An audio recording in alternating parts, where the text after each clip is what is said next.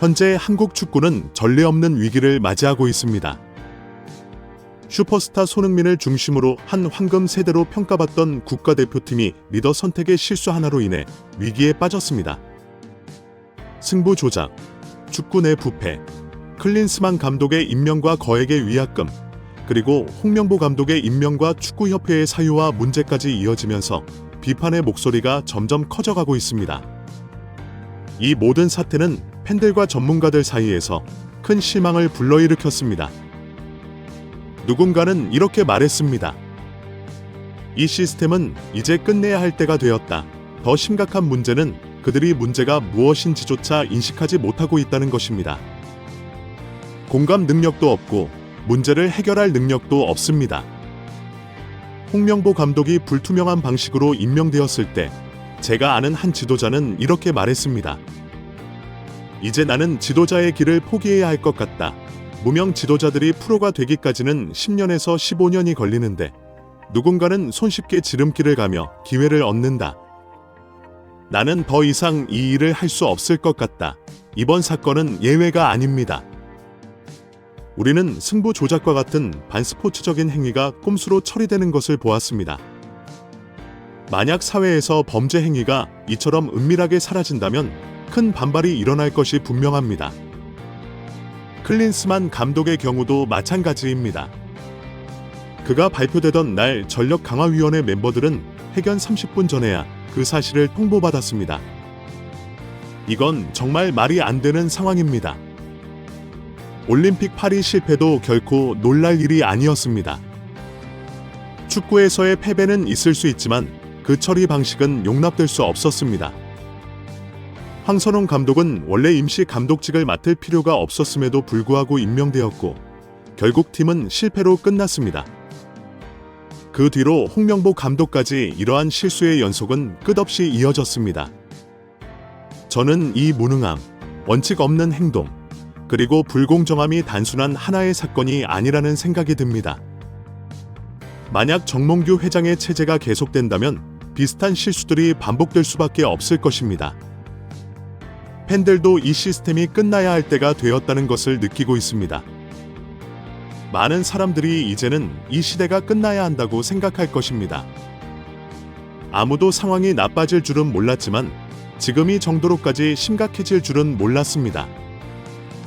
홍명보는 한때 한국 축구의 주장이자 영웅이었던 인물이 이제는 자신의 욕심과 자아 때문에 몰락하게 되었다는 사실에 많은 팬들이 실망을 표하고 있습니다. 문제가 전혀 없다고 보인다는 의견도 나왔습니다. 홍명보는 자신이 국가대표팀 감독으로 임명된 과정에 아무런 문제가 없다고 뻔뻔하게 주장했습니다.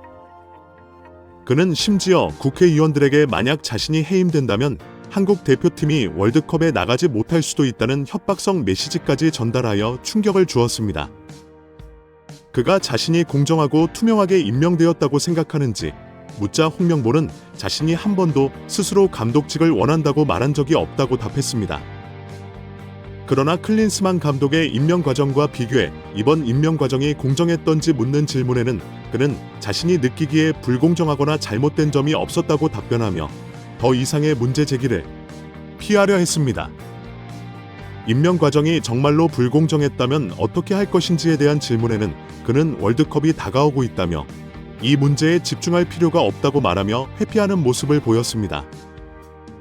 KFA 정몽규 회장은 대중 앞에서 더욱 명확하고 리더십 있는 모습을 보여줘야 했지만 오히려 당황스러워하는 모습을 보였습니다. 그는 정부와의 연료 의혹 및 감독, 임명 과정의 투명성 부족에 대해 명확하고 구체적인 답변을 내놓지 못했습니다. 그 결과 비난과 항의가 터져나왔고 정몽규 회장은 자신이 해결하지 못한 문제들에 대해 해명을 요구받았습니다. 한편 제111차 전력강화위원회 회의와 관련된 자료와 증거가 공개되면서 모든 결정이 이 회의에서 내려졌다는 사실이 밝혀졌습니다. 더욱이 한국 축구의 발전을 위해 끊임없이 노력해온 박주호는 KFA의 거짓말을 하나씩 폭로하며 이번 임명 과정에 대한 진실을 점차 드러내기 시작했습니다. 그러나 9차, 11차 회의 과정에서 문제를 빠르게 마무리하려는 논의가 있었으며 투표는 실시되지 않을 것이라는 이야기를 들었습니다. 이미 위임이 이루어졌고 모두가 능력 있는 5명의 감독 후보를 뽑는 것에 동의했다는 이유였습니다. 특히 정몽규 회장은 대한축구협회를 완전히 사유화하고 협회의 모든 계약을 현대산업개발 CDC에 임했습니다. 뿐만 아니라 HDC 직원을 축구협회에 고용시켰습니다. 2022년 10월 시에서 퇴사한 진 씨가 NFC 센터장으로 임명되었고, 그가 퇴직한 후에는 HDC 소속의 직원이 협회와 임시 계약을 맺고 일하고 있었습니다. 회장님, 저는 설계 공모 단계부터 지금 공사가 진행되고 있는 이 순간까지 모든 건축 자재를 통제하고 있다는 사실을 알고 충격을 받았습니다. 국민들이 가장 분노한 부분은 이러한 상황에서도 운영의 무책임함이 드러났다는 점이었습니다. 특히 대한축구협회 조직 자체가 비정상적으로 운영되고 있으며 정몽규 회장이 단순히 한 차례 투표만으로 재선될 수 있다는 사실이 공개되어 많은 이들에게 충격을 주었습니다. 이 문제에 대해 질문을 받았을 때 한 위원이 그것이 사실이라고 대답했습니다. 저는 회의록을 다시 검토하며 그가 그 자리에 있었는지 확인했는데 이전에 그가 그 자리에 있었다고 말한 바 있었습니다. 그것은 제 질문이 아니었지만 다시 한번 묻겠습니다. 이균 국가체육회장님도 그 자리에 계셨나요? 저는 그 회의에 참석하지 않았습니다. 그러면 그는 참석한 8명 중 1명이었나요? 8명뿐만 아니라 더 많은 사람들이 있었습니다. 그렇죠. 저도 8명뿐만이 아니라는 걸 알고 있습니다. 하지만 당신은 그 자리에 없었군요. 이 부분에 대해서는 더 살펴보도록 하겠습니다.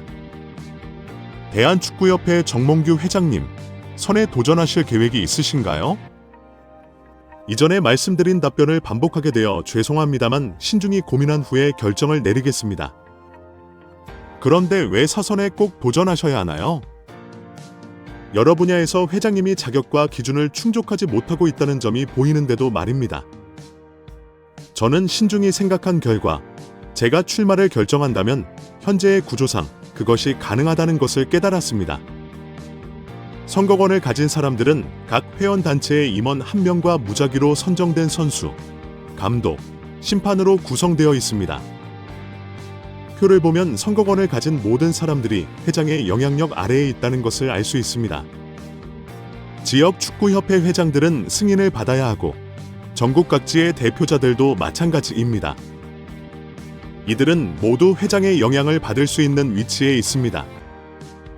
선거권을 가진 단체들이 전체의 절반 가까이를 차지하고 있습니다. 현재 이 선거에는 단 126명의 대의원이 있습니다.